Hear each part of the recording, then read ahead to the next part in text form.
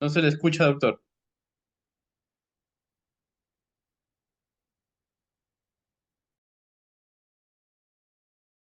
¿Ahí se escucha? Sí. Sí.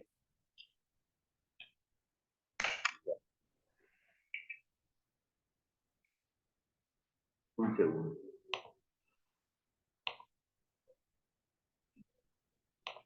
¿Se escucha bien ahora sí? ¿Se escucha mejor? Sí, mejor, pero trate de bajarle volumen al otro dispositivo para que no haya nada entre. Ya, eso es lo que voy a tratar. Un segundo. ¿Eh?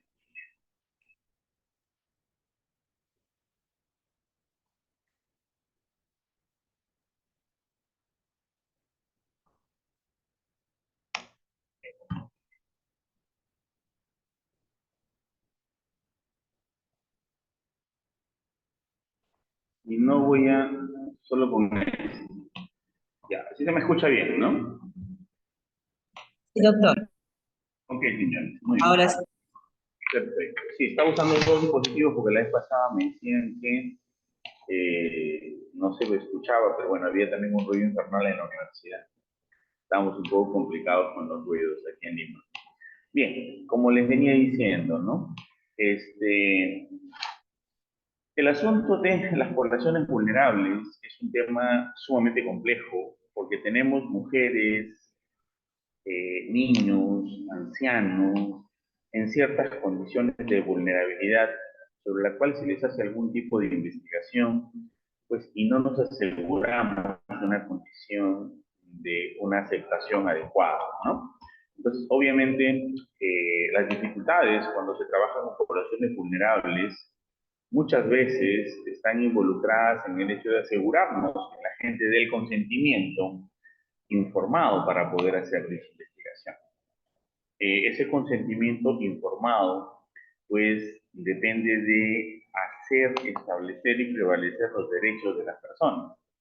Esos derechos de las personas, pues, tienen que estar de la mano, ¿no? Uy, un poco ya, ahora sí.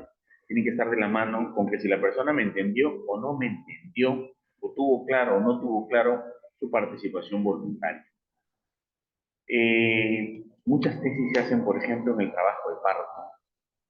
Y en el trabajo de parto, la mujer no tiene una capacidad de decisión, porque está invadida por una serie de hormonas, está la oxitocina volando a cantidades increíbles, la serotonina y el circuito dopaminérgico está fluyendo en una condición totalmente adversa al raciocinio. Entonces, a veces las investigaciones se hacen justo allí y se les pide pues un consentimiento firmado. También cuando se trabaja con niños en los colegios, ¿no? Y las personas pues hacen sus tesis y hablan del asentimiento informado, lo cual está muy bien, pero es un documento que viene después del consentimiento informado. La UNESCO en el año 2005, así como también la Declaración de Sion y también la Organización Mundial de la Salud a través de todos los comités de ética internacionales, como la Declaración de Helsinki 6, por ejemplo, establecen de que se tiene que tener un consentimiento informado primero por alguien que sepa dar, digamos, conscientemente una autorización. Por ejemplo, si yo tengo un niño de 9 años, o 7 años, 8 años, y ese niño está hospitalizado, yo quiero hacer una investigación en pediatría en él, pues la autorización del consentimiento informado lo tendrían que dar los padres, no el niño.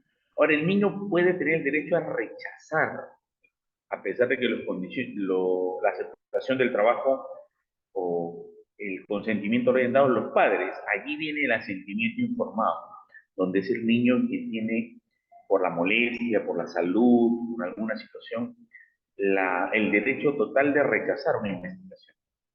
¿No? Igual en los colegios, cuando muchos docentes hacen sus tesis y a veces le quitan 2 meses, 3 meses de educación de a los niños para probar un método experimental en la cual se hacen pues investigaciones, ¿no? Y se gradúan, pero esos 3 meses les quitan la oportunidad de aprender, de entender, de mejorar sus capacidades a los niños con fines ajenos a la educación, que es una tesis. Y muchas veces se hace por el hecho de que el docente tiene el derecho de ser docente y es su clase y punto, y tiene libertad de cátedra. Pero estamos experimentando con niños desde el punto de vista psicológico y eso se necesita un consentimiento informado por parte de los padres y posteriormente un asentimiento informado por parte de los niños. Como les comentaba en una oportunidad, incluso ese consentimiento informado tendría que ser plenamente voluntario, ¿no? Y no debe haber vulnerabilidad. No hay vulnerabilidad también, por ejemplo, cuando alguien tiene un ejercicio de poder, y ese ejercicio de poder muchas veces nosotros lo ejercemos cuando somos docentes. Yo soy profesor y quiero hacer una tesis sobre mis alumnos universitarios. Yo tengo el poder sobre ellos. Por eso que hay acoso. Si no, no hubieran leyes que denuncian el acoso sexual, dentro de la cual el docente es procesado por un acoso hacia un estudiante o de un director a un profesor. Entonces, de la misma manera, el docente catedrático universitario que hace investigación con sus alumnos está ejerciendo coerción y coacción si es que no tiene una carta de consentimiento informado por parte de ellos. Si son mayores de edad, ellos tendrían que firmar y aprobar esto, ¿no? Entonces hay que tener mucho cuidado porque la ética es muy delicada, muy fina con ello. Y muchas personas pueden verse pues inmiscuidas en problemas futuros, dentro de los cuales pues nuestras tesis hechas con nuestros alumnos se convierten en una carta de opresión ante una población vulnerable, totalmente sujeta a una coacción directamente hecha por nosotros, para la obligatoriedad de que ellos ejerzan, cumplan con test o investigaciones, ¿no? Y así como ahora estamos viendo tesis, juicios, incluso se pide una pena privativa de la libertad efectiva por plagio de 10 años, un proyecto de ley, dentro de muy pronto vamos a estar viendo de repente no cientos, no decenas, sino miles de tesis hechas con coacción hacia personas que están bajo nuestro poder, personas que están bajo nuestra influencia y bajo nuestro dominio, donde la cual tenemos un poder coercitivo totalmente amplio y sobre la cual pues hemos hecho nuestras investigaciones. Es como los alemanes que hicieron investigaciones matando muchos judíos, matando muchos polacos, pero avanzó la ciencia, avanzó la medicina, se avanzó a unas, digamos, tasas abismales insospechadas y realmente con unas ventajas sumamente grandes con respecto a la historia en general.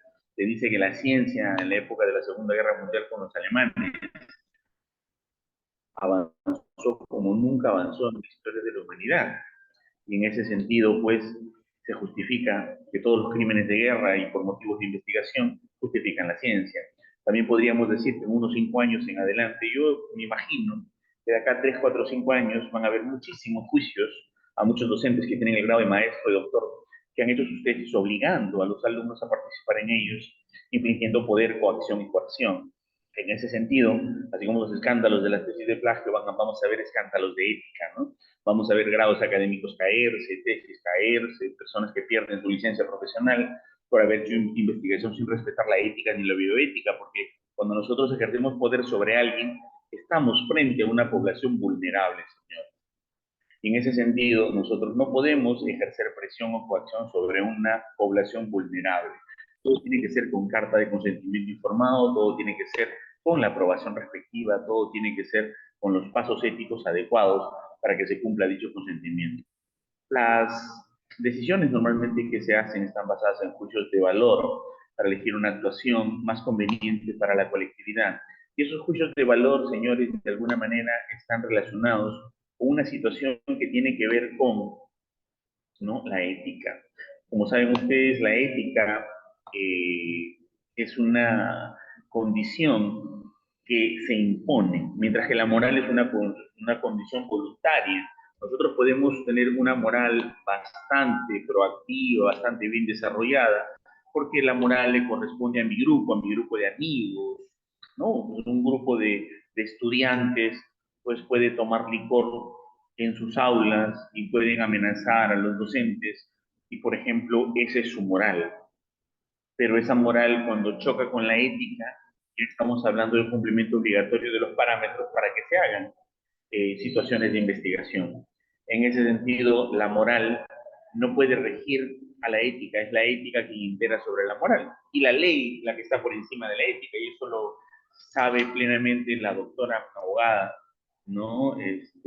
Elizabeth Díaz Peña, que me antecedió en las preguntas, porque además de ser profesional de la salud, con todos los grados académicos, abogada también, está metida en el asunto de la ética de una manera muy pertinente, ¿no? Y ella fue la que nos guió cuando hacíamos nuestras tesis para el cumplimiento de las normas éticas, cuando de la ética todavía no se hablaba mucho, ¿no?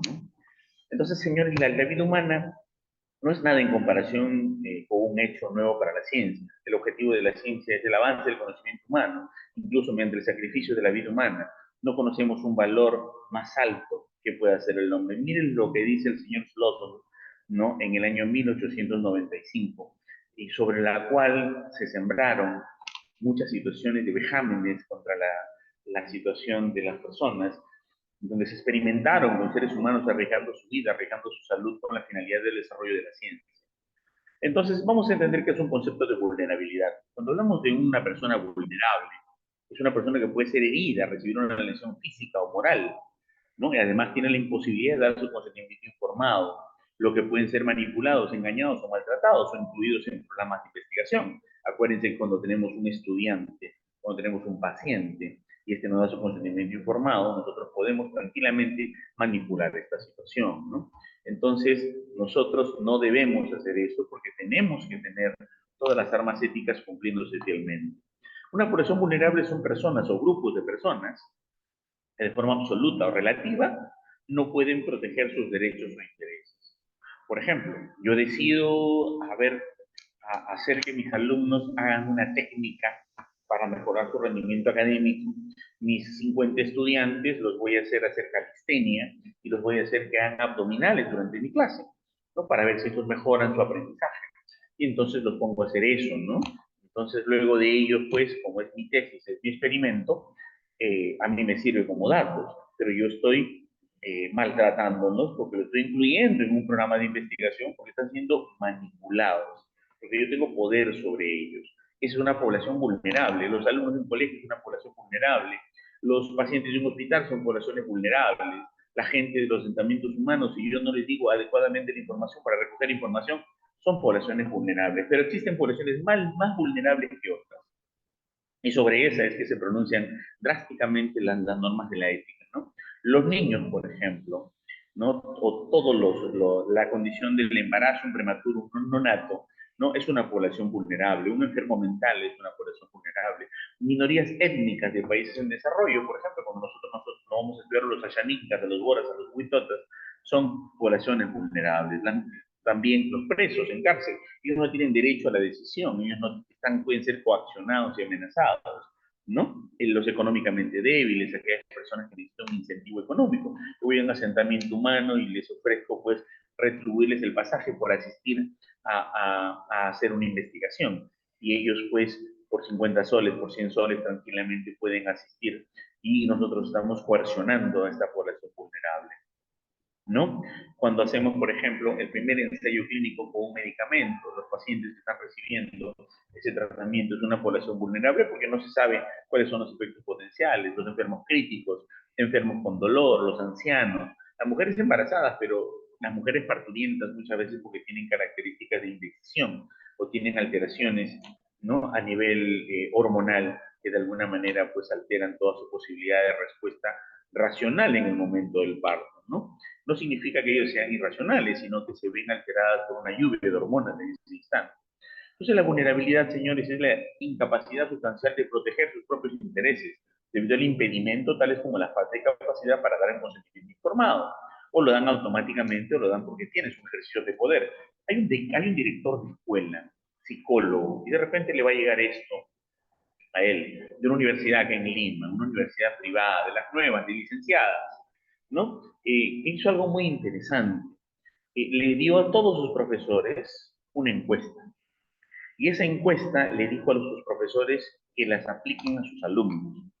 Los profesores que sabían de investigación, ¿no? Que sabían de investigación, hicieron que los alumnos respondieran a la encuesta de manera voluntaria, porque era una encuesta que veía la susceptibilidad depresiva de los jóvenes.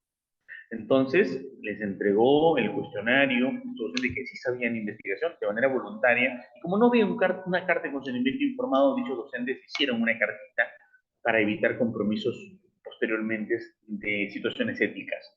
Los docentes que no sabían nada de investigación acataron una orden y aplicaron obligatoriamente a todos los alumnos a llenar dicha encuesta que tiene que ver con ideación suicida, que tiene que ver con aspectos emocionales, que tienen que ver con aspectos depresivos, que tienen que ver con aspectos muy íntimos como el aseo, tu sexualidad y muchas cosas que necesitan un consentimiento informado.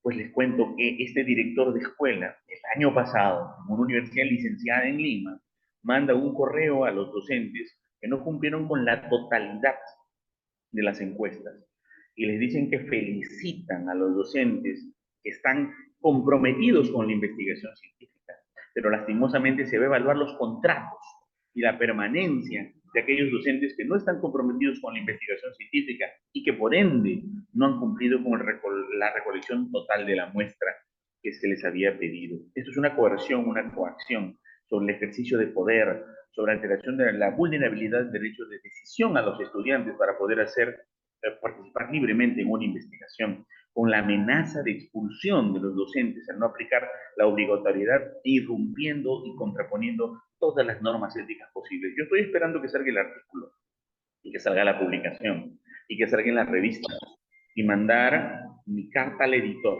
contándoles el proceso de que toda esta situación fue con coacción y con presión, porque una investigación científica no puede romper los parámetros éticos, una investigación científica no puede destruir los derechos humanos, y una investigación científica jamás se tiene que hacer por amenaza, por coacción o por coerción. Eso rompe los parámetros de la Organización Mundial de la Salud declarados en 1993, la Declaración de Helsinki, los juicios de Nuremberg en 1947, la Declaración de Sion de la Asociación Médica Mundial y las propias declaraciones de la UNESCO declaradas en el año 2005.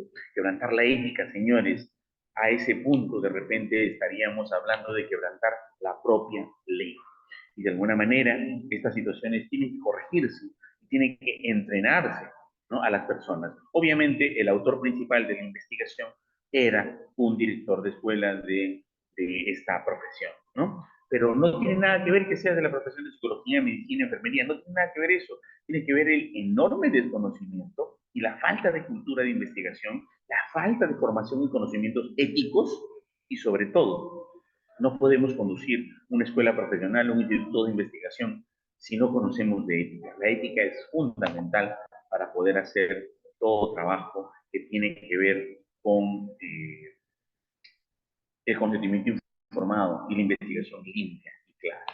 Entonces, señores, los grupos vulnerables, como habíamos dicho, son los discapacitados en cuanto a su desarrollo, niños, ancianos, enfermos mentales, los presos también constituyen este grupo de vulnerables, ¿no? Vamos a ver si se me lentea más esto, voy a pedir ayuda, ¿ya? Ok. Entonces, ¿cuáles son los atributos éticos para la toma de decisiones? Cuando una persona tiene que tomar una decisión para poder aceptar participar en una investigación, tiene que tener la capacidad, la competencia y tiene que tener la edad y sobre todo la voluntad. Si una persona no cumple con la capacidad, ¿no?, que es la integridad fisiológica, mental, emocional requerida para la toma de decisiones, no estamos cumpliendo con la ética, estamos atentando a la vulnerabilidad. Si una persona no tiene la competencia, quiere decir la capacidad necesaria para ocuparse de actos legalmente definidos, como firmar contratos, aceptar intervenciones médicas o participar libremente en una investigación, no estamos hablando de ética en poblaciones vulnerables, está irrumpiendo, ¿no?, la vulnerabilidad. Y si la persona no tiene la edad, no puede dar un consentimiento, definitivamente, pero sí un asentimiento. Y ese consentimiento tiene que tener una representatividad legal, tiene que estar inscrita. Miren, cuando nosotros hicimos una investigación con niños, primero tenía que hacerse la carta de consentimiento informado por parte de los padres. Los padres tenían que darle el consentimiento informado. Y un abogado tenía que elaborar la carta de asentimiento informado.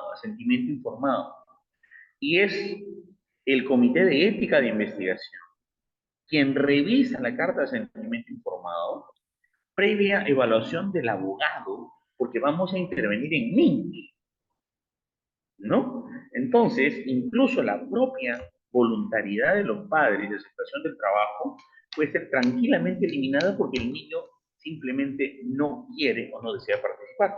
Nadie lo puede obligar. Por eso que no pueden haber experimentos salón A, salón B, pabellón A, pabellón B, porque eso sería obligatoriedad. Además que se rompe el diseño de investigación experimental, que dice que tenemos que asignar de forma aleatoria a los que pertenecen al grupo experimental y de forma aleatoria a los que pertenecen al grupo control. Entonces, definitivamente tenemos que tener una población a la cual vamos a seleccionar un tamaño y vamos a sortear los asignados al grupo experimental y los asignados al grupo control. Y finalmente es importantísima la voluntariedad, ¿no? Porque nosotros a veces tenemos una limitada relación jerárquica o subordinada. Por ejemplo, un jefe que quiere hacer una investigación en sus alumnos, un rector que quiere hacer una investigación con sus docentes, no puede infringir la voluntariedad. Esos aspectos, señores, de la vulnerabilidad son muy importantes de ser considerados. ¿Cuáles son las medidas sobre la calificación de la investigación, del investigador?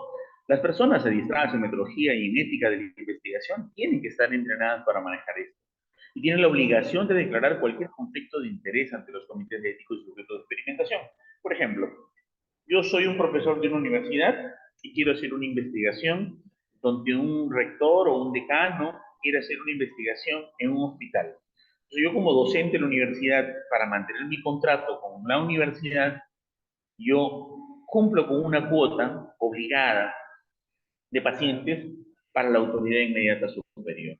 Entonces yo estoy también incumpliendo una norma ética porque estoy definitivamente, ¿no?, teniendo un conflicto de interés. Mi conflicto de interés es hacer una investigación bajo coacción y eso tengo que declararlo. Tengo que declarar si yo trabajo con una compañía farmacéutica. Tengo que declararlo si yo trabajo para una empresa o una organización.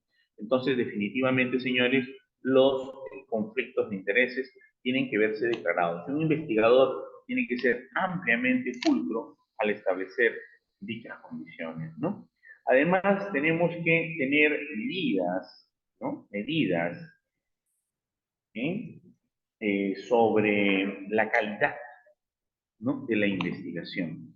Por ejemplo, ¿no?, hay que distinguir en lo que es una investigación y en lo que es un tratamiento, ¿no? Nosotros tenemos que tener medidas claras en lo que es el concepto de nuestra investigación. Por favor, me paso esto.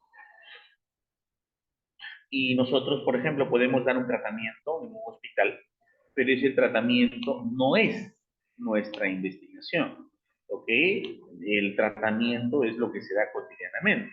Entonces, hay que diferenciar, ¿no?, rápidamente eso, ¿no? Segundo, hay puntos para preservar en la calidad científica. Es conducida por personal capacitado, por ejemplo. A mí me sorprende mucho cuando un estudiante de pregrado hace una tesis y esa tesis es experimental, cuando no tiene la licencia de especialista aún.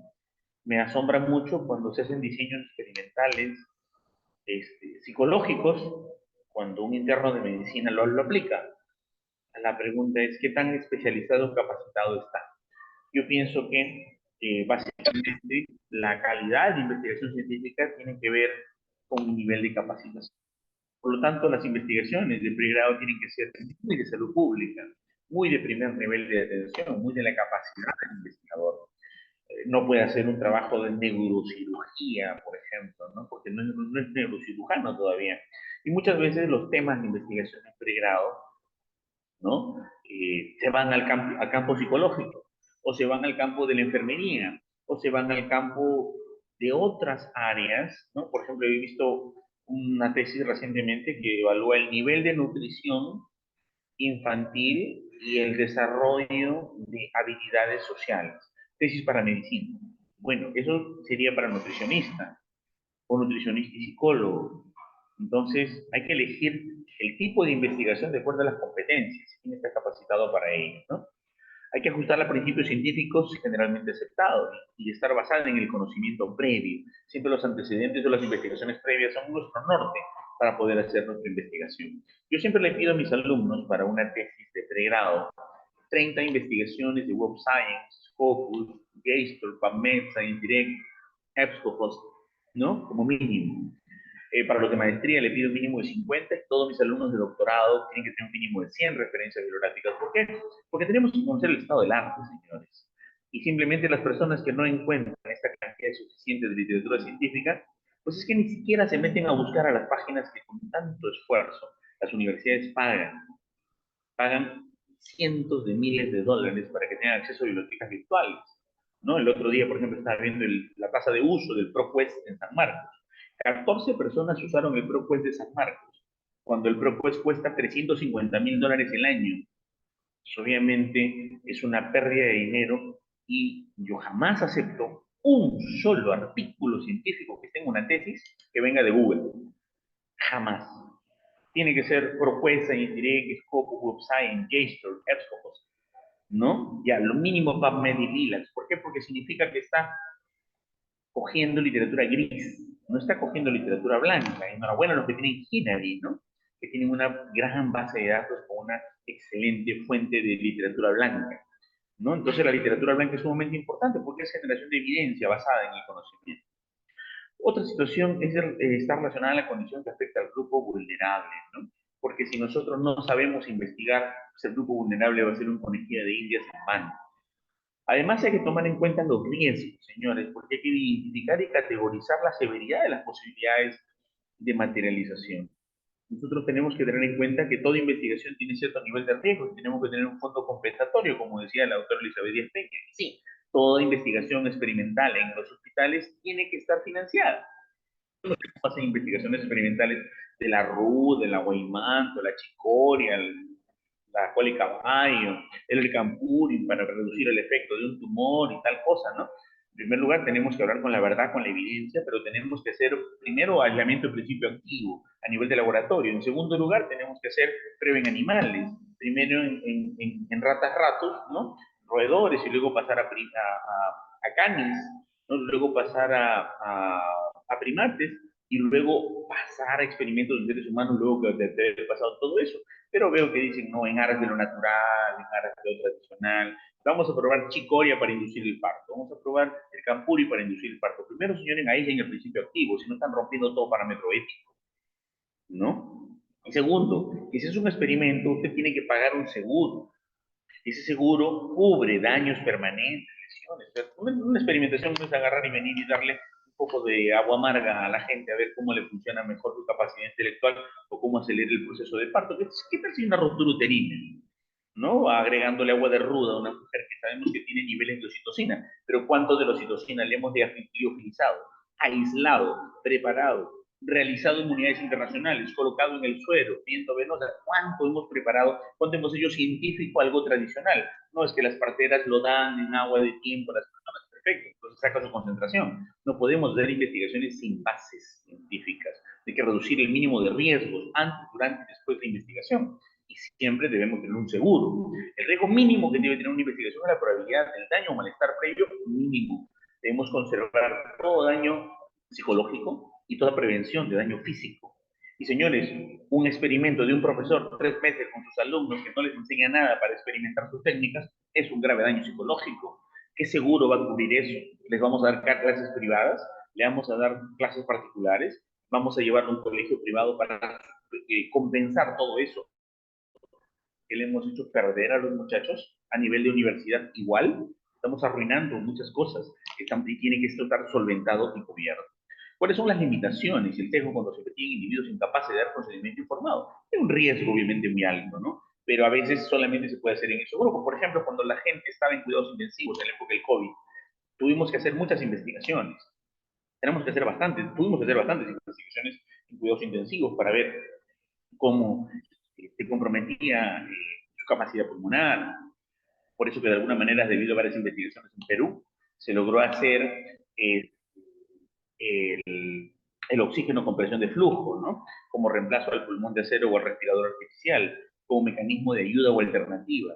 Entonces, en esa situación hubieron emergencias por política de seguridad nacional, donde se tuvieron que utilizar reemplazos o alternativas para suplir a nivel experimental una alternativa que a veces era mucho menos ventajosa que la otra. Sin embargo, todo esto tiene que estar protocolizado. Hay que priorizar el beneficio del paciente, hay que priorizar daños leves o menores.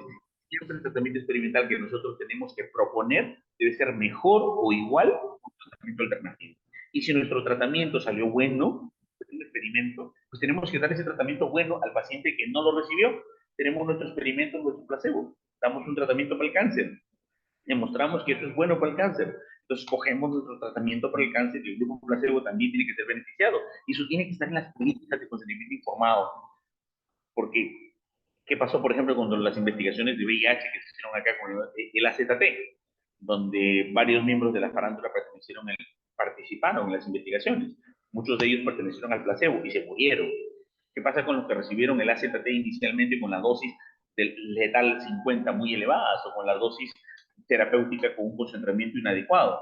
Tenemos múltiples deformaciones hepáticas, deformaciones a nivel artrósico, tenemos alteraciones a nivel de circulación, linfedemas, etcétera, pero la gente sobrevivió.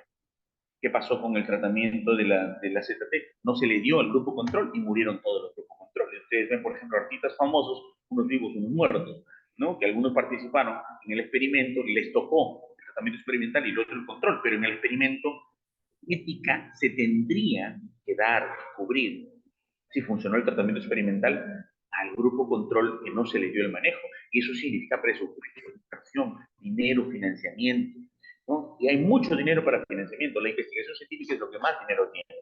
El financiamiento es lo que más abunda.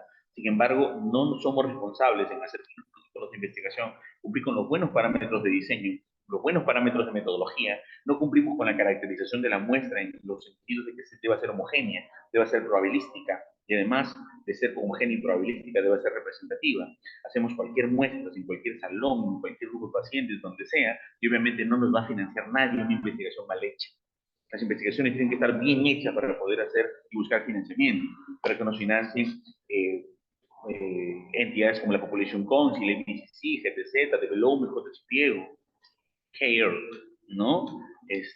John Hopkins University, o diferentes fundaciones que están atrás de esto, como Bill y Melinda Gates, Hewlett Packard. Yo tengo varios proyectos de investigación financiados por Hewlett Packard, Bill y Melinda Gates, JHQ, incluso hasta la propia Fundación Ford, pero no te van a financiar una investigación mal diseñada, jamás. Entonces, lo primero es la competencia de hacer una buena investigación con buen diseño que minimice los riesgos máximos cuando uno trabaje en la investigación, y los comités de ética sean muy pulcros y revisores de eso. A veces las investigaciones, ¿no?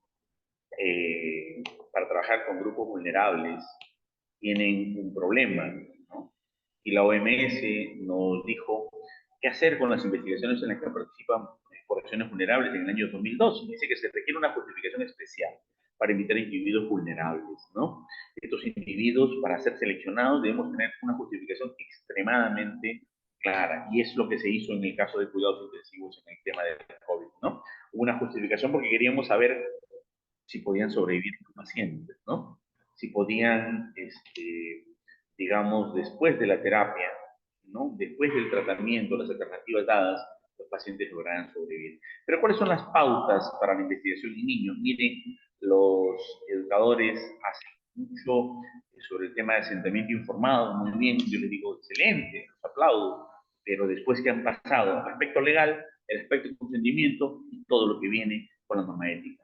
Las investigaciones que tienen que ver donde participan niños, señores, no podrá ser igualmente bien realizada que con adultos, porque tenemos limitaciones en la vulnerabilidad.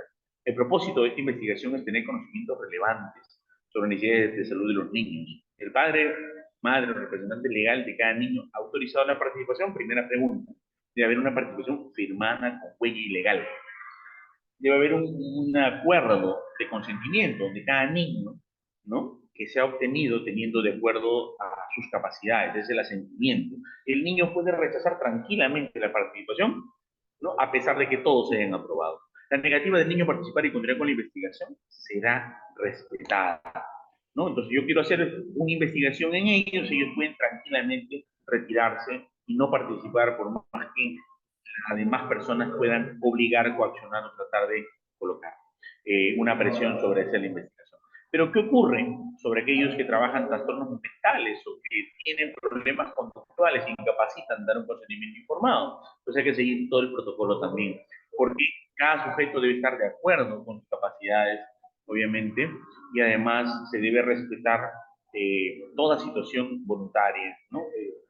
Debe ser voluntario el paciente a pesar de la limitación mental, debe firmar la familia, debe haber una revisión legal y una autorización de un miembro responsable. Solo bajo esas circunstancias y esas condiciones se puede aceptar una investigación en una persona con problemas de salud mental, ¿no? Eh, una cosa muy importante, señores, ¿no?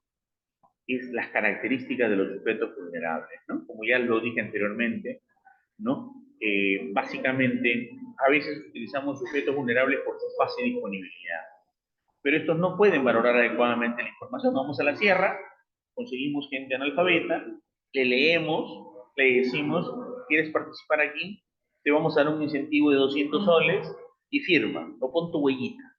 Y ya está. Y nos amparamos legalmente con eso, pero eso es un atentado contra la ética, porque la persona tiene que estar totalmente convencida, ¿no? Totalmente convencida, y debe uno establecer todas las limitaciones que ha tenido, y debe evaluar eso el Comité de Ética e Investigación.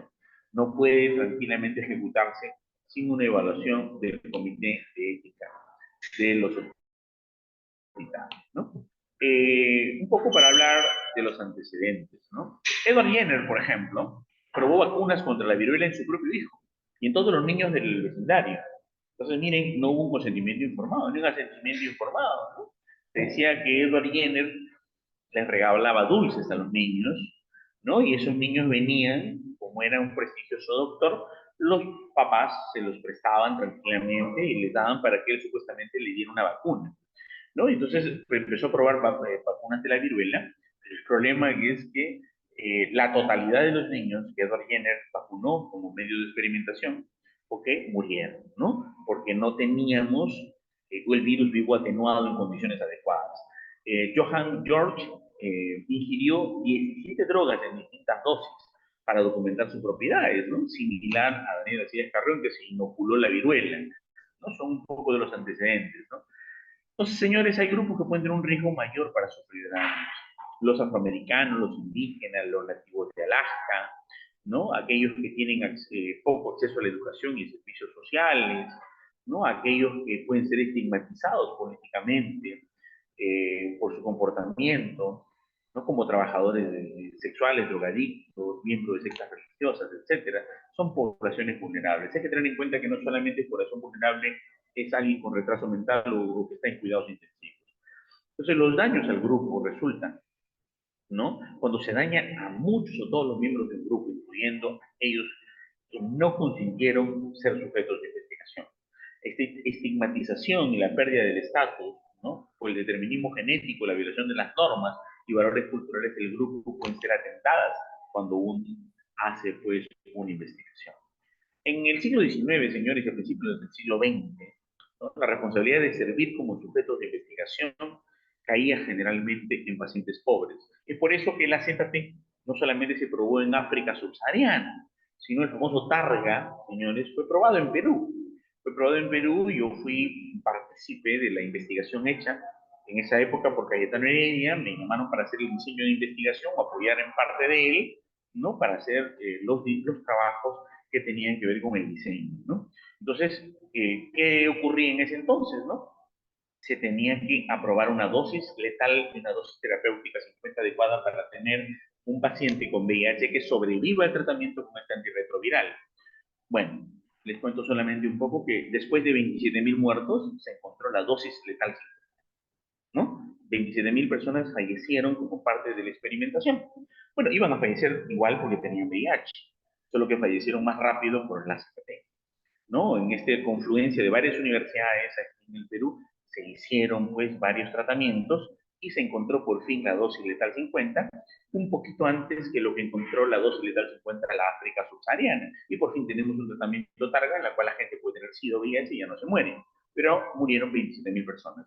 Se cuidó que todos los procedimientos informados respeten los aspectos legales y completos que tienen que ver con el consentimiento informado. Una información muy detallada. 27 hojas tenía la carta de consentimiento informado, porque iban a recibir un tratamiento, una terapia, ¿no? Y que esa terapia los iba a matar más rápidamente que el propio SIDA, ¿no? Entonces, obviamente, varios apostaron hasta encontrar la dosis letal 50, hasta que se encontró la dosis terapéutica adecuada. Como verán, la investigación es así. A veces hay fallecidos, pero se tiene que cumplir con la ética, ¿no? Las personas sabían que se iban a morir sí o sí, pero decidieron participar voluntariamente. El problema que fue que en la África subsahariana el consentimiento informado no fue tan claro, y es por eso que en África subsahariana se habla como un desastre ético la experimentación con el AZT y el tratamiento Targa, porque ahí simplemente los invitaron a recibir el tratamiento diciéndoles que se les iba a hacer bien, ¿no? Y no se cumplió con los protocolos éticos adecuados. Obviamente hay que tener en cuenta que los beneficios de los cuidados médicos deban estar, no deben ser orientados solamente a pacientes privados, ¿no? Debe trabajarse en todo sentido. A veces hay investigación también de explotación de prisioneros forzados, ¿no?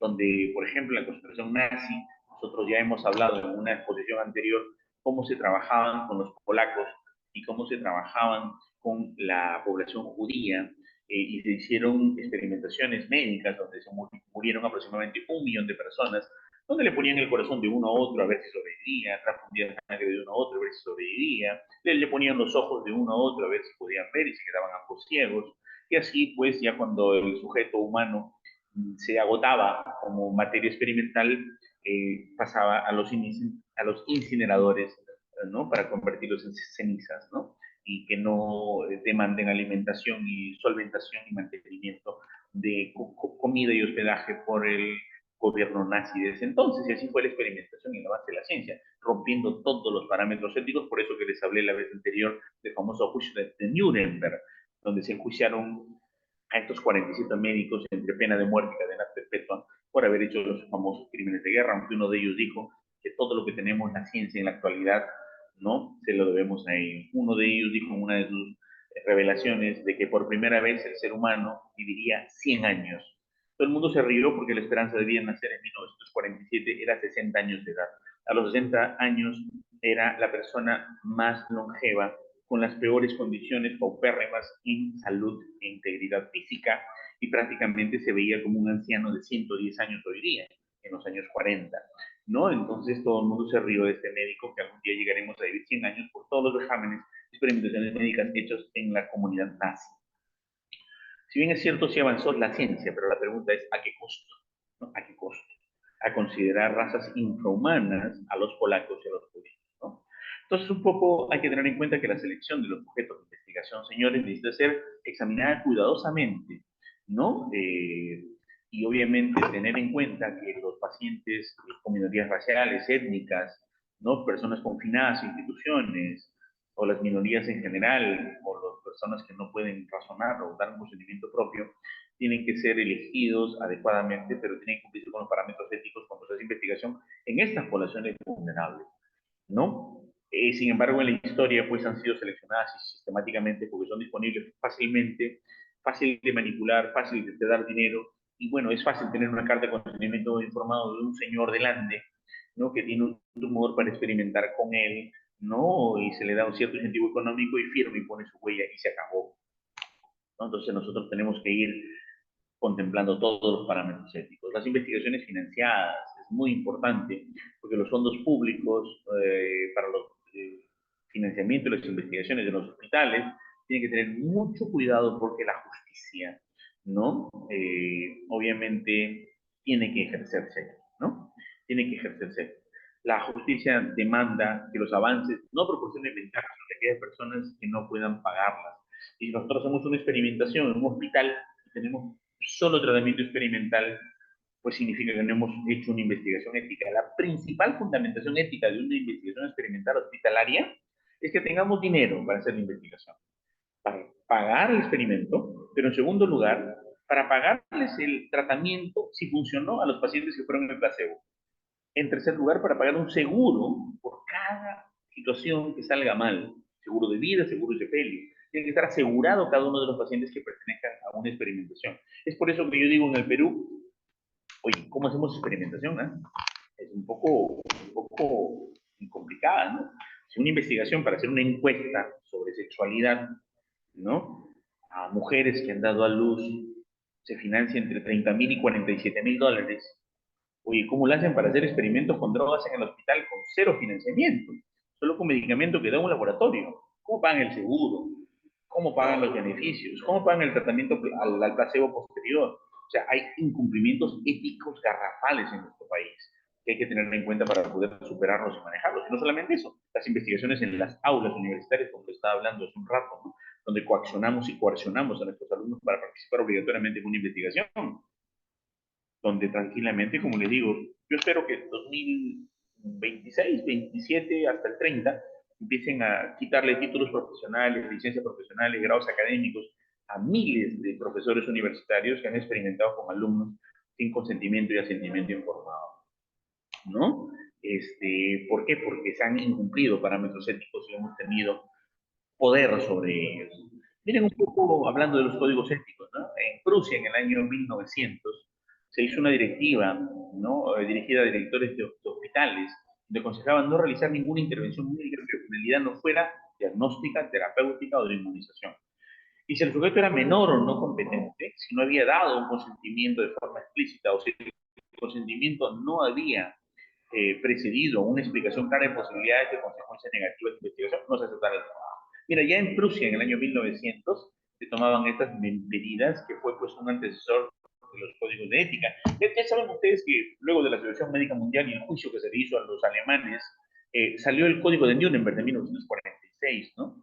Obviamente un año posterior se hizo el juicio donde se condena a pena de muerte y cadena perpetua a los médicos alemanes que asesinaron a 1 millón de personas en aras de la ciencia, ¿no? Porque los mataron realmente, ¿no? O sea, tener a una persona 6 meses sin comer solamente con agua para ver hasta dónde podía vivir, ¿no? Y tener la piel unida a los huesos completamente, ¿no? Y tener personas con fases cadavéricas solamente para ver la resistencia humana.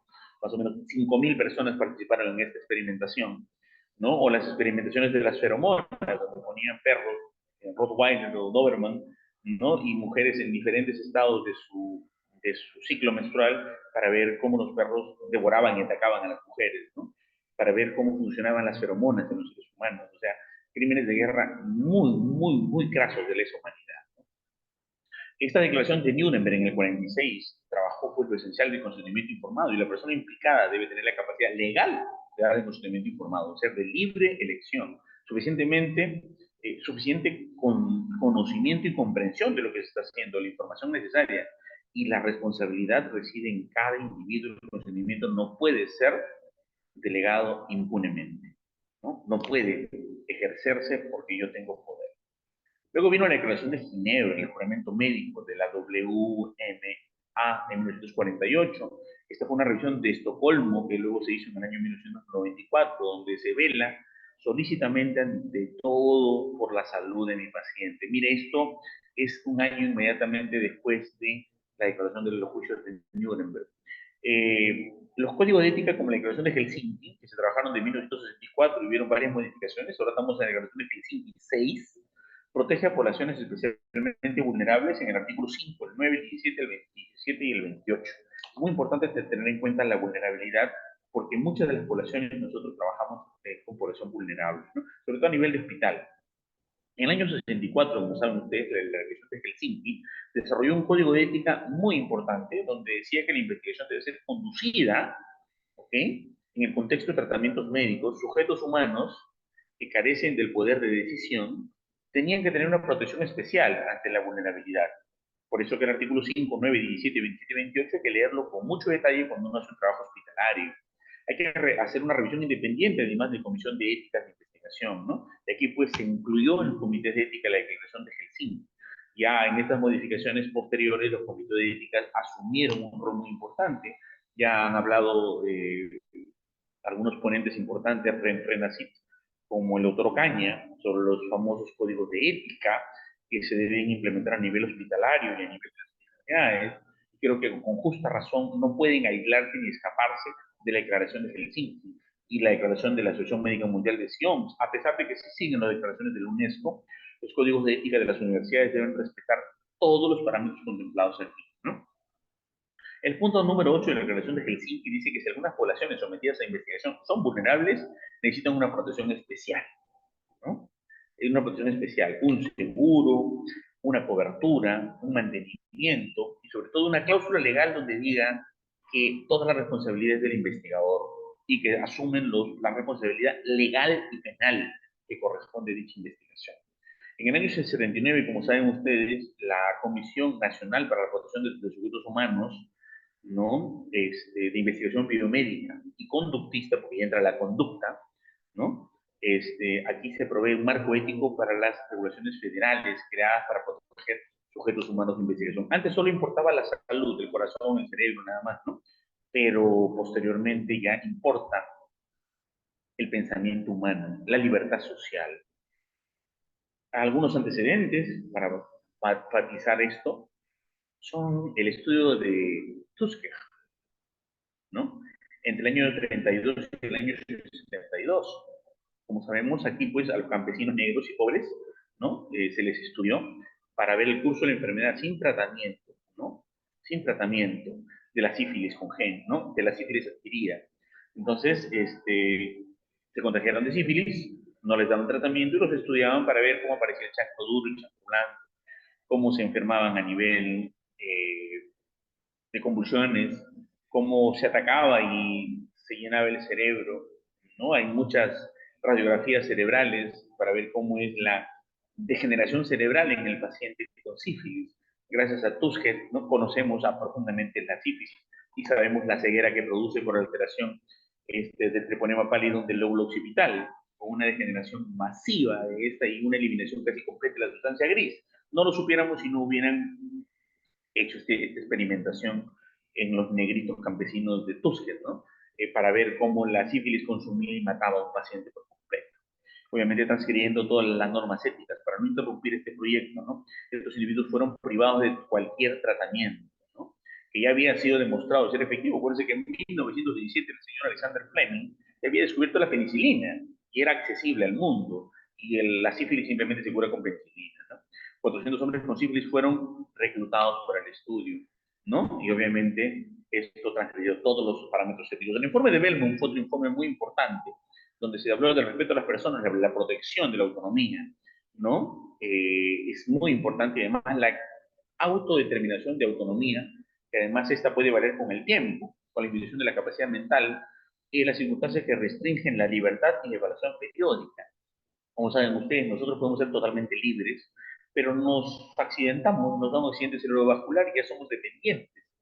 Ya nuestro consentimiento informado no es válido. Ya hay que evaluar y revisarlo permanentemente. Entonces, el informe de Belmont nos protege de ello, ¿no?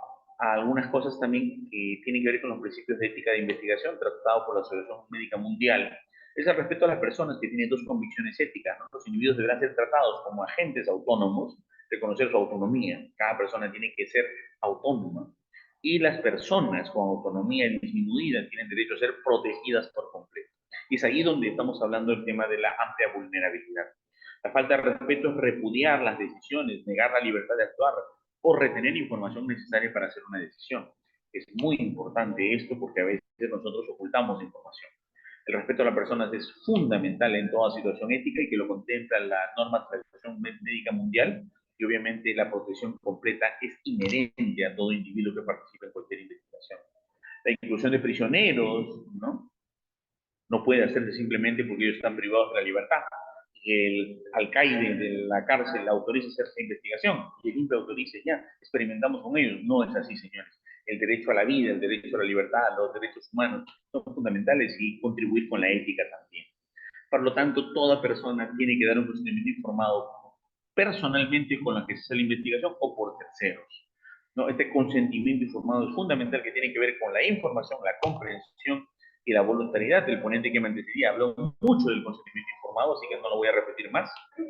Solo voy a hablar de la comprensión, el respeto a las personas y las terceras personas escogidas deben ser aquellos que tengan mejores condiciones en una situación de un sujeto incompetente. Por ejemplo, el padre, la madre, la esposa o los hijos deben dar dicho consentimiento informado. La calidad de voluntario es muy importante, pero tiene que estar esto libre de coerción. Por ejemplo, los alumnos de esta investigación que les cuento firmaron que ellos voluntariamente se presentaban a llenar esta encuesta de depresión y sexualidad, cosa que era falsa, porque era una obligación del director de escuela que les imponía a sus profesores con amenaza de despedirlos, y Se les mandó un memorándum de los que no estaban comprometidos con la investigación. Los alumnos tenían que firmar obligadamente una carta de voluntariado, lo cual era totalmente falso. O sea, no solamente, como dice la doctora Elizabeth Díaz Peña, que me atrevo a citar por tercera vez, se necesita que solamente la persona dé la del consentimiento informado, sino que el comité de ética revise. Es más, como miembro del comité de ética, en 2 oportunidades hemos tenido que llamar a las personas si sabían de qué se trataba la investigación.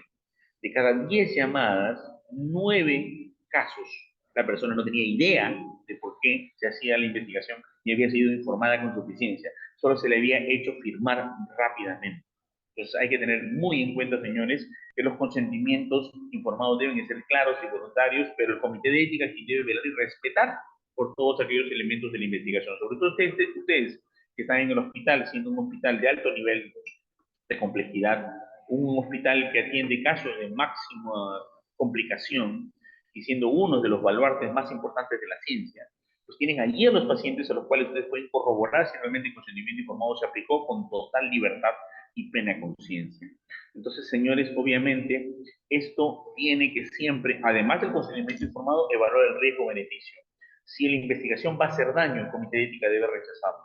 Si la droga está probada y posiblemente da mejores beneficios que el placebo o que el gol estándar o que el tratamiento terapéutico convencional, el comité de ética debe aprobarlo. El comité de ética no solamente debe aprobar porque ya tengo 180 consentimientos informados listos, por lo tanto hagamos la investigación. No, tiene que evaluar los aspectos de la voluntariedad, la participación, el riesgo, el beneficio, la no maleficencia, la beneficencia. Se llama comité de ética, no comité de revisor de consentimientos informados. Nada más que a las finales a eso se han reducido los institutos de ética, los comités de ética de investigación, que no velan realmente por la ética, solamente velan por el cumplimiento de papeleos, ¿no? Y eso no debe ser así. Y siempre debe haber un fundamento científico para hacer la investigación. Si ustedes van a trabajar de herbolaria, señores, cómprense el proyecto de la herbolaria, métanse a hacer investigación, hagan fitoquímica, ¿no? ¿Por qué se meten a hacer cosas que no tienen amparo de la evidencia científica?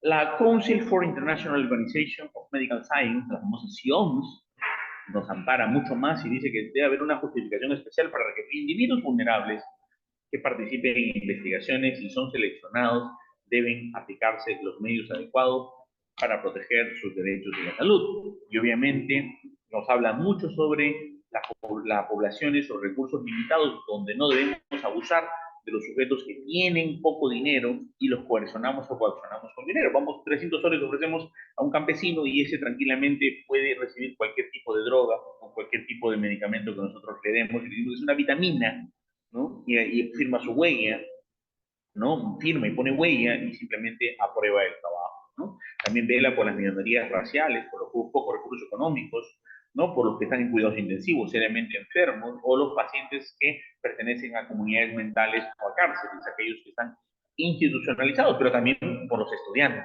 que también están institucionalizados. Entonces, hay que saber, señores, que las poblaciones vulnerables también tienen que atenderse a nivel de genética, porque hay, por ejemplo, los problemas que tienen que ver con algunos problemas genéticos como el síndrome Down, son poblaciones vulnerables y es muy importante contemplarlas también. Hay que ver cómo se trabaja con las compañías de seguro para que cubran los gastos de la experimentación e investigación. Hay que evitar la discriminación y hay que trabajar sobre todo analizando los estudios de Wilbrock, Tuskes y Nigeria, ¿no? Del año 66, que pues fueron vejámenes contra la ética de la investigación también, ¿no? Obviamente, pues, estas investigaciones se hicieron en familias judías, ¿no? Y contribuye a la percepción equivocada de los judíos más predispuestos a defectos genéticos, por ejemplo. Se han hecho muchas vejaciones contra las investigaciones, ¿no? Los nativos de Barrow en Alaska también se trabajaron experimentaciones estigmatizándolos, haciendo daños económicos a las ciudades, ¿no? Diciéndole que eran, pues, gente que no tenían valores y moral. Por eso que ustedes conocen muchas leyendas urbanas de la gente de Alaska y los famosos iglús, cosas que son totalmente falsas, perjudicaron económicamente y prácticamente aislaron a los pobladores de Alaska del mundo, ¿no? Entonces hay una estigmatización sobre la inteligencia de varios grupos raciales que tienen como grupo de riesgo y que han sido seleccionados para hablar de ellos y hablar de su poca capacidad intelectual, su poco nivel de raciocinio. En 1942 se dijo que los japoneses tenían retraso mental.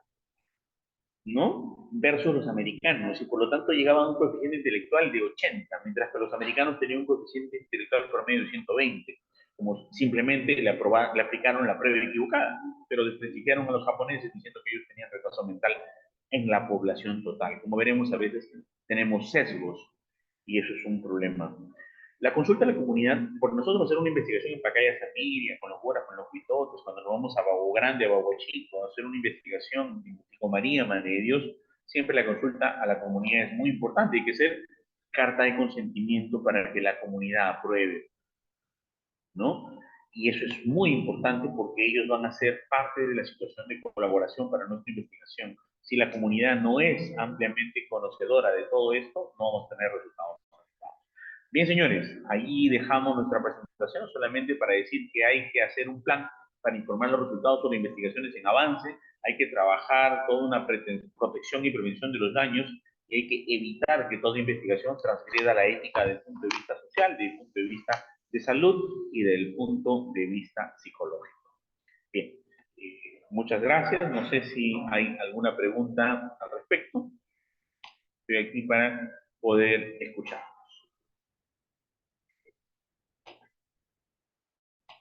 En primer lugar, no sé si se escuchó, porque la pasada no se escuchaba. Estábamos en un jolgorio acá en No, una fiesta. sí, doctor, sí se ha escuchado. Más bien muy agradecido por la ponencia. Queda abierto a cualquier consulta que puedan hacerle al doctor, por favor. Sí, la doctora Elizabeth Peña creo que quiere hacer una pregunta. Sí, en primer lugar, saludarle.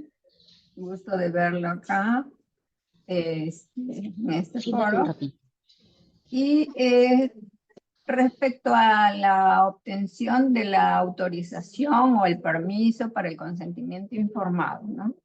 Se habló de diversos requisitos, especialmente en el caso de las poblaciones vulnerables. De repente podría añadirse también a las personas de escasa educación, porque las personas de escasa educación, bueno, admiten porque confían en la voluntad y la generosidad y de repente en la bonomía de la gente.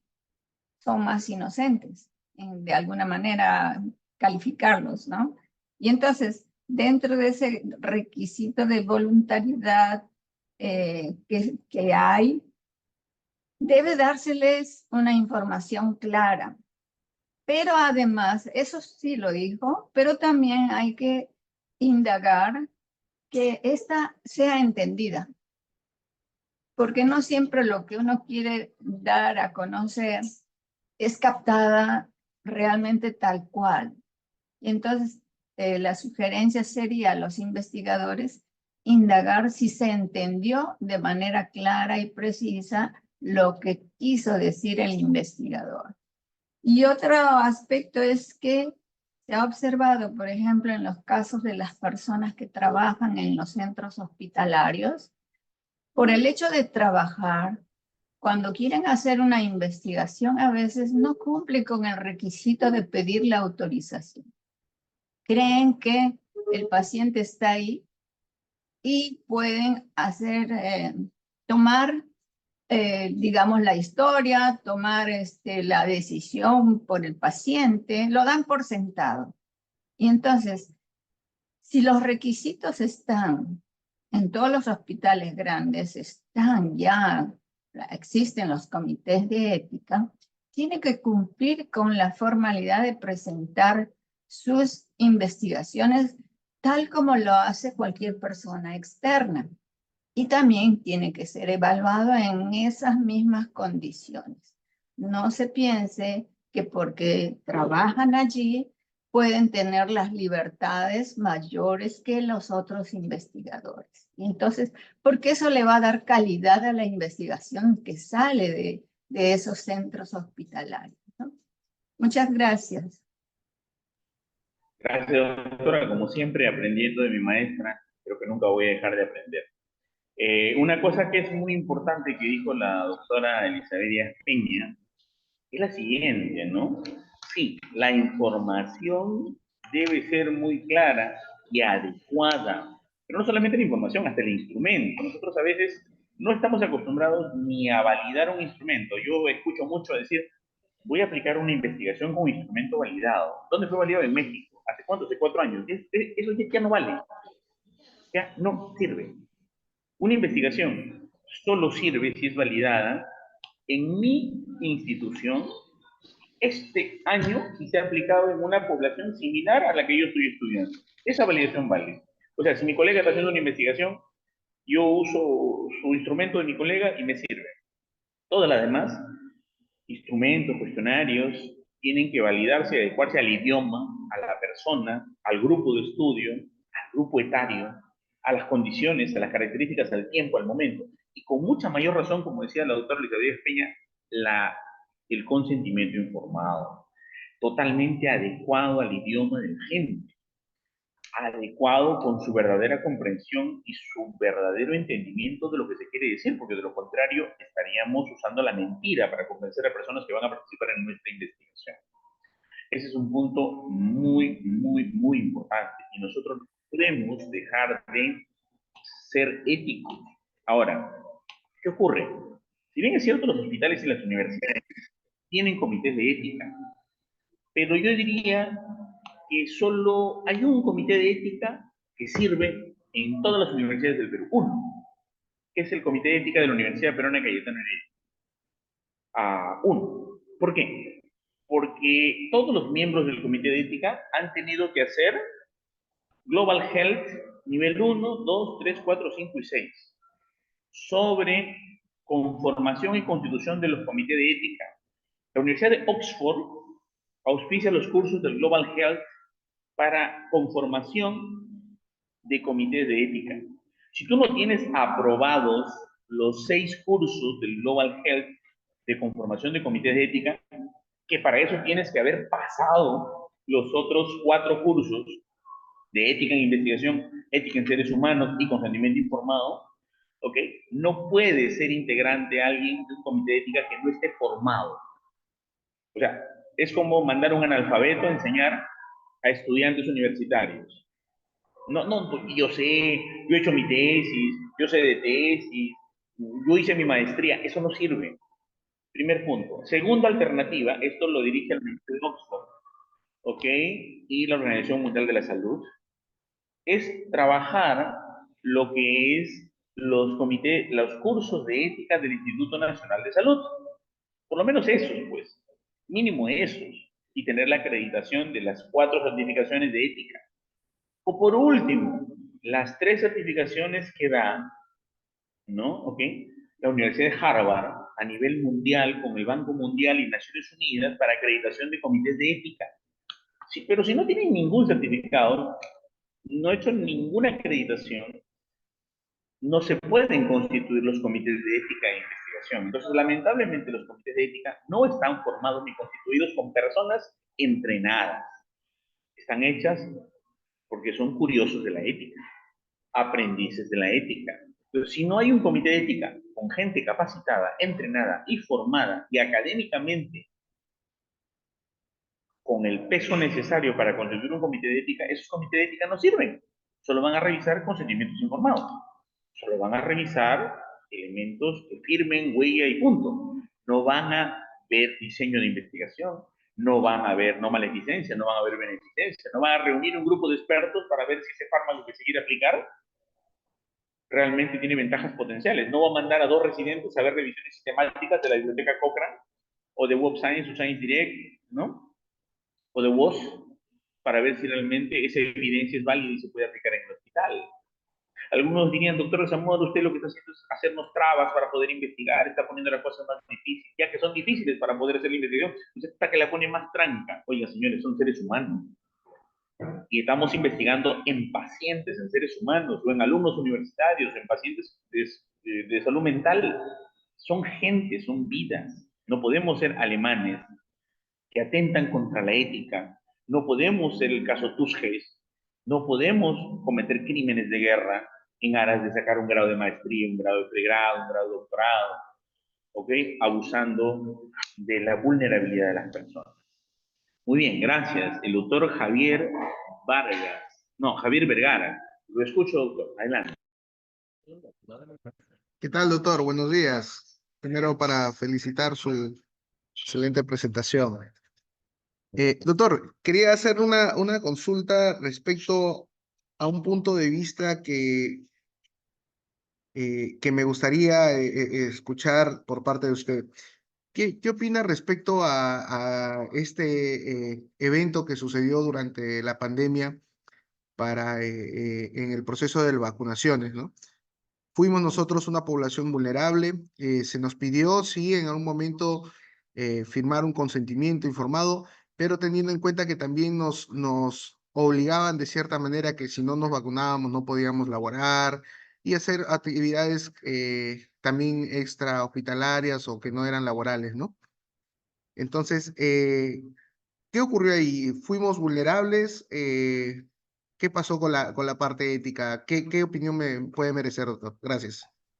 Sí, la semana pasada les hablé sobre qué pasa con el consentimiento informado en emergencias.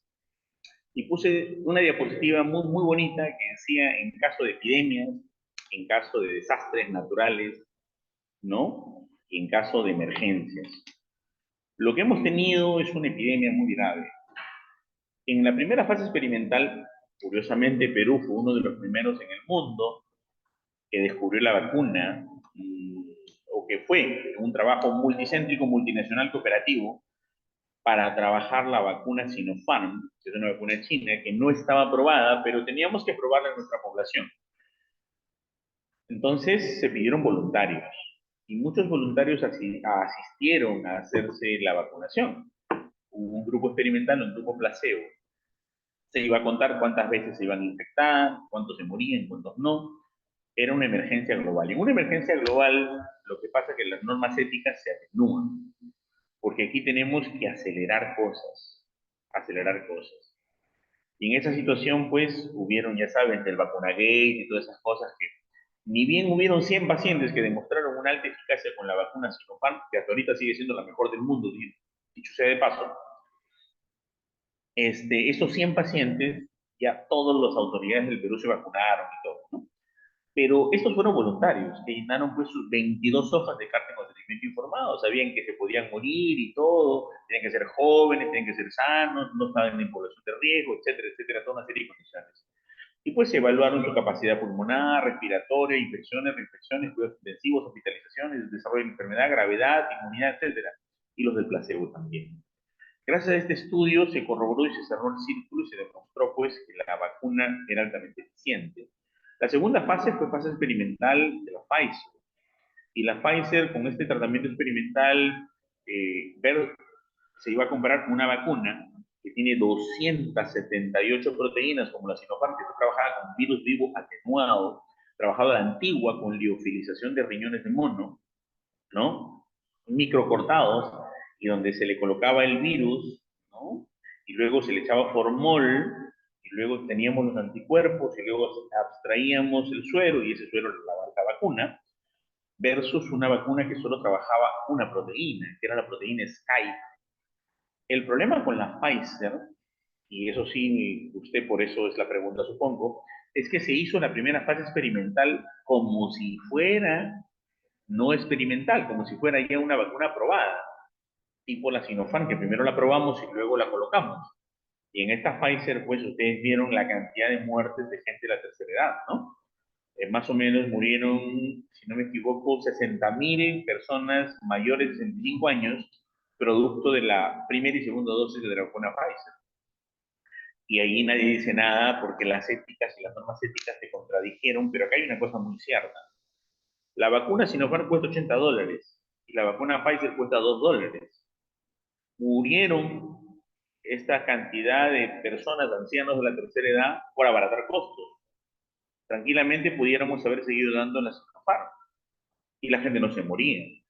Pero es $80, es una vacuna muy cara, muy compleja, buenísima, hecha a la antigua, la mejor que hay, versus una que solo trabaja la proteína Skype, ¿no? Que es la Pfizer. Pero luego de demostrarse que la Pfizer tenía su eficacia después de la segunda dosis, se tomaron medidas y las personas de la tercera edad sabían que en la primera y segunda dosis se iban a morir si se contagiaban, ¿no? Pero costaron vidas, costaron muchísimas vidas, definitivamente lo que usted dice. Los consentimientos informados se dieron solo para la Sinopharm. El problema es que los consentimientos informados luego nos hicieron llenar para las otras vacunas, pero no como experimento, sino como experimento poblacional. O sea, no hay evidencias empíricas. Si usted quiere se vacuna, enhorabuena. Cuando nos exigieron que debe ser obligatoria la vacunación, que es después de la segunda dosis de la Pfizer, que cuando se probó que la Pfizer y la Sinopharm también, además de otras, eran eficaces a nivel mundial, recién vino la coacción. O te vacunas o no trabajas. O entras a un centro de salud, o entras a un hospital, o entras a un mall, solo con tu vacuna. Eso ya se hizo después de la tercera etapa, donde ya pues se probó que las vacunas eran altamente eficientes y gracias a esas vacunas hemos erradicado el COVID del mundo, ¿no? Pero sí costaron vidas, ¿no? Esas vidas, esas 60.000 vidas de personas de 65 a más años entre la primera dosis de la Pfizer y la segunda dosis de la Pfizer fue crítica, ¿no? Porque las personas tenían falsa sensación de seguridad, salían, se exponían y se morían. Entonces, definitivamente la ética tiene que cumplirse, pero hay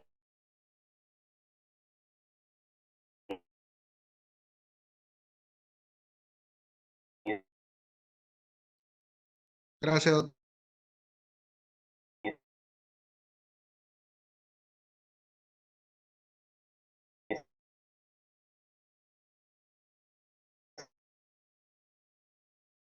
excepciones en el asunto de pandemias. Y habrá otra pregunta.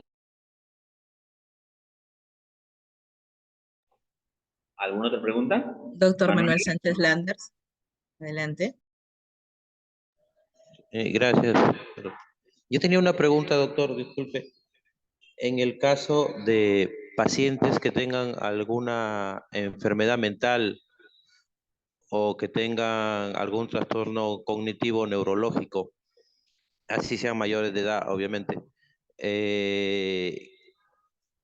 el consentimiento informado en estos casos debe ser firmado por el tutor, pero también se debe pedir un asentimiento informado en estos casos o basta con el consentimiento. No. El consentimiento informado es fundamental, es prioritario. En pacientes con vulnerabilidad mental, después del consentimiento informado, si estos pacientes tienen un tratamiento y son estables, porque usted sabe que un paciente con enfermedad mental pasa por un desequilibrio y ese desequilibrio es químico, usted regula la química y si la regula a tiempo, el paciente puede estar bien, ya sea fluoxetina, ya sea una benzodiazepina, ya sea litio, ya sea diferentes tipos de tratamientos para manejar un desequilibrio químico. Cuando el paciente está en condiciones de no crisis, estable, tiene que ver el asentimiento informado definitivamente.